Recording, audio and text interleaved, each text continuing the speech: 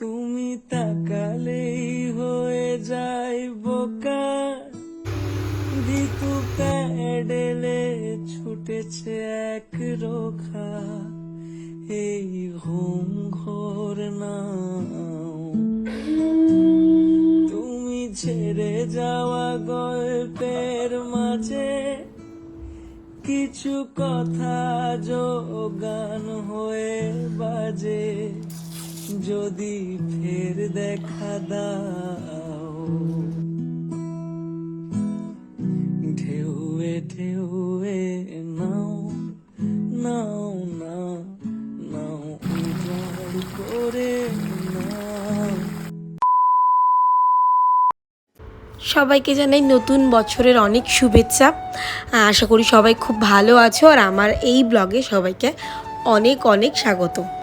কিন্তু আমি একদম ভালো নেই, আমার কিছুতেই ঠান্ডা লাগাটা কমছে না, আর শরীরটা ঠিক হচ্ছে না, যার জন্য কিনা আমার ভয়েস ওভার দিতে প্রচণ্ড কষ্ট হচ্ছে, আর ব্লগও লেট আপলোড হচ্ছে। গলাটার এতটাই খারাপ অবস্থা যে ভয়েস ওভার দিতে প্রচণ্ড কষ্ট হচ্ছে, সেই জন্য ব্লগ এডিট হচ্ছে না, আর তার কারণেই প্রচুর ব্লগ জমে গেছে। এটা কিন্তু বেশ কয়েকদিন পুরনো ব্লগ এখন আপলোড হচ্ছে। তো যাই হোক, এখানে দেখছো তোমরা আমি ট্রলি নিয়ে দাঁড়িয়ে পড়েছি, কারণ একটা জায়গায় যাওয়ার প্ল্যান আছে। আর ট্রলিটা ব্লু কালার, আমার ড্রেসটা ব্লু কালার ম্যাচিং করে নিয়েছি। তো যাই হোক, এখন বাড়ি থেকে বেরোচ্ছিলাম, আর আমি আমার পার্সটা ভুলে গেছি। আর জানো তোমরা, এই পার্সটা কিন্তু আমি এনেছিলাম আমার হানিমুন থেকে, মানে গোয়া গেছিলাম, ওখান থেকে এই পার্সটা নিয়েছিলাম। আমার তো খুব ভালো লাগতে, আমার কিন্তু খুব ভালো লাগে। তো বাড়ি থেকে বেরিয়েই প্রথমে গেছিলাম পার্লারে, আর সেখানে আমাদের এই যে পুচকে, ও একটাই কথা বলছে, আমি কিন্তু আইব্রো প্লাক করব না।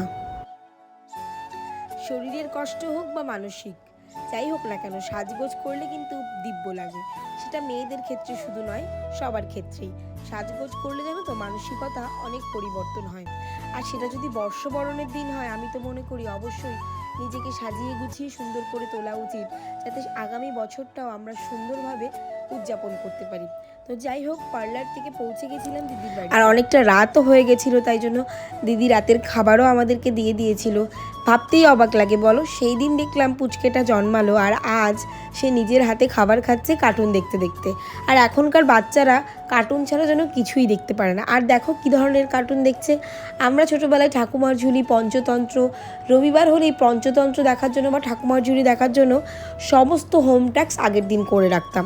কিন্তু এদের ক্ষেত্রে না ব্যাপারগুলো চট করে দিদির একটা নাইটি পরে নিয়েছিলাম। জেনারেলি আমি নাইটি পরি না, কিন্তু ওখানে গিয়ে দিদির এই নাইটিটা পরলাম, আর ওর সঙ্গে একটু মজা করছিলাম যে দেখ আমি সব রান্নাবান্না করলাম আর তুই এখন খাবি। কিন্তু ওই সবটা করেছে, ওর সঙ্গে জাস্ট একটু মজা করছিলাম। আর এতটাই মজা করছিলাম যে দেখো স্ন্যাপচ্যাটের ফিল্টার দিয়ে ওর কেমন মুখ বানাচ্ছিলাম। ও কিন্তু জানে না যে ও এরকম করছি, তাই জন্য কিনা ও আর পুচকে এরকম খেলা করছিল। আর পুচকেরও দেখো কী সুন্দর মুখ বানাচ্ছিলাম। এইরকম মজা করতে কিন্তু মাঝে মাঝে খুব ভালো লাগে।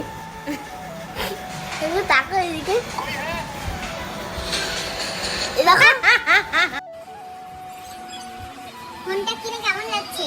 ভালো। এখন জিভ বার করো, জিভ বার করো, প্লিজ প্লিজ বলো।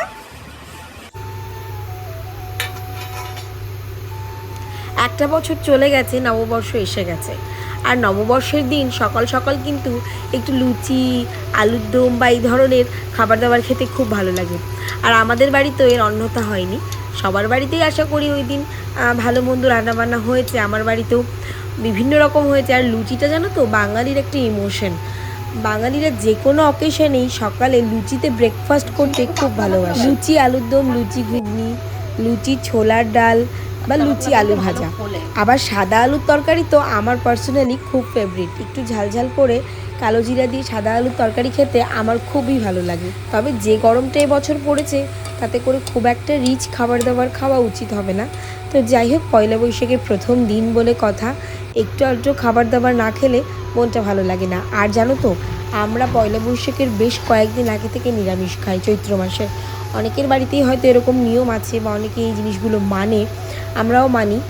সেই জন্য ওই দিন খাবারের প্রতি একটা আলাদাই আকর্ষণ থাকে। দেখো, কথা বলতে বলতে এই লুচিটা আর ফুললো না, লুচি জানো তো না ফুললে মনটাই খারাপ হয়ে যায়। হয়তো লুচিটা যখন আমরা খাবো তখন এতটা ফুলকো ফুলকো থাকবে না, কিন্তু লুচিটা যখন ভাজা হয় তখন যদি না ফুলে ফুলকো না হয় তখন কিন্তু ভালো লাগে না। দেখো এই লুচিটা কিন্তু খুব ভালো ফুলেছে। অলরেডি তখন ঘুগনির তরকারি হয়ে গেছে আর আমি লুচিগুলো ভাজছিলাম, দিদি বেলে দিচ্ছিল। দুজনে মিলে ভাগে যোগে কাজ করলে তাড়াতাড়ি হয়ে যায়। আর ওই দিন আবার আমাদের বাড়িতে পুজোও ছিল। আমাদের বাড়িতে ওই দিন শিব ঠাকুরের পুজো হয় বা পাট ঠাকুরের বলতে পারো। তো সেই জন্য সমস্ত অ্যারেঞ্জমেন্ট করা হচ্ছিল। এই ঠাকুরটাকে আশা করি তোমরা অনেকেই চেনো বা অনেকেই হয়তো জানো না।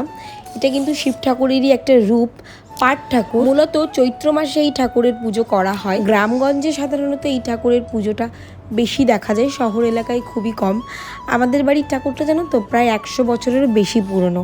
এই ঠাকুরটা আমি শুনেছি বাংলাদেশ থেকে পুজো হয়ে আসছে, মানে বাংলাদেশেও এই ঠাকুরের পুজো হতো আমাদের এই বাড়িতে, মানে পুরনো বাড়িতে, এবং তারপর এদেশে এসেও এই ঠাকুরের পুজো হয়। এদেশেই আমার বাবারা পুজো করতেন এবং ওই দেশে পূর্বপুরুষ যারা ছিলেন তারা করতেন। তবে আমরা এই ঠাকুরের পুজো আমাদের বাড়িতে খুব বড় করে হতে দেখিনি, শুনেছি আগে অনেক বড় করে হতো।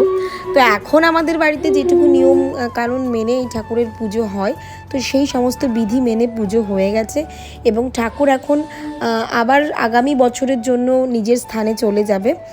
আর এখানে দেখো রয়েছে আমাদের মিলের খাতা, আর যেটা পয়লা বৈশাখের দিন সমস্ত দোকানে বা কারখানায় এই খাতা পুজো করা হয়। তো সেই খাতা আমাদেরও এখানে পুজো করা হয়েছে। পুজোর কাজ মোটামুটি শেষ। এবার আমরা রান্নাঘরের দিকে যাব, কারণ আজকে পয়লা বৈশাখ উপলক্ষে কিন্তু বিশেষ কিছু মেনুর আয়োজন রয়েছে। হয়তো সবটা দেখাতে পারবো না, কারণ শরীরের অবস্থা খুবই খারাপ, বেশি আমি ব্লগ করতে পারছি না। পয়লা বৈশাখের দিন মাটন হবে না সেটা তো হতেই পারে না। আর এখানে দেখো মাটন কষানো হচ্ছে, আর খুবই অল্প মশলা দিয়ে মাটনটা রান্না হয়েছিল, কারণ ওই যে বাইরে যে পরিমাণ গরম, হালকা পাতলা খাবার খাওয়াই বেটার। আর আমার না মাটনের লাল ঝোল বা পাতলা ঝোল খেতেই বেশি ভালো লাগে। তো তোমরা কারা কারা মাটন লাভার আছো অবশ্যই এখানে কমেন্ট করো। আমি কিন্তু নিজেও একজন মাটন লাভার, মাটনই খেতে আমার বেশি ভালো লাগে চিকেনের থেকে। আর তোমরা কারা কারা কী কী খেলে পয়লা বৈশাখের দিন সেটা কিন্তু অবশ্যই কমেন্টসের মাধ্যমে জানিও। তো ব্লগটা আমি এখানেই এন্ড করছি, আর বেশি বড় করতে পারছি না। টাটা।